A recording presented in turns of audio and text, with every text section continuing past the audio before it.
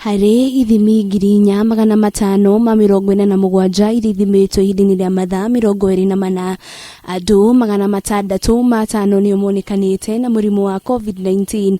Andũ 23,202 arĩo arwaru othe gũkũ bũrũri-inĩ. Amongst these 605 positives being reported today, 582 are Kenyans and the remaining 27 are foreigners who are residents in this country.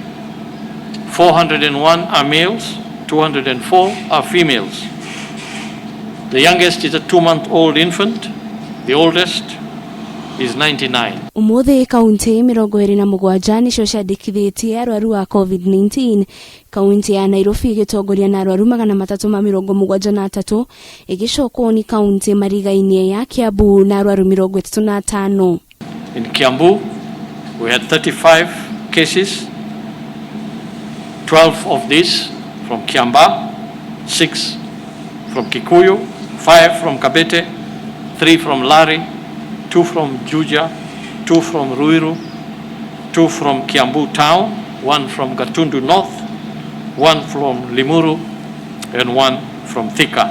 Hari andũ 587 aria mahonete mũrimũ ũyũ mũthĩ, 500 maria mũtaratara wa kũrũmbũiyo marĩ mũciĩ gũkũ 47 makirekererio kuma thibitarĩ-inĩ itiganĩte.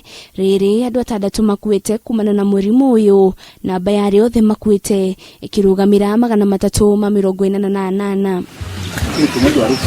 Ona thenge ya gũkorwo thirikari iratabania mĩhang'o ya ũthimi wa andũ icigo-inĩ iria ing'etheirwo nĩ ũgwati mũnene mũgarũ na hau kabere, Ministry ya ũgima wa mwĩrĩ nĩhotete gũthima andũ 322,923. Because it's important to identify who has the virus and who doesn't.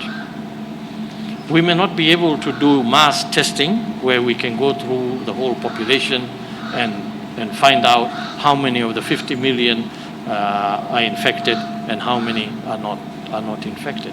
Akenya nĩ mathigatĩtwo gũkorwo magĩte tũrembeko twa kũhumbĩra kanua na maniũrũ angĩkorwo tũtingĩhũthĩka na njĩra ĩrĩa yagĩrĩire nĩguo gũtigĩrĩra twarũmbũiya marĩa matũrigicĩirie.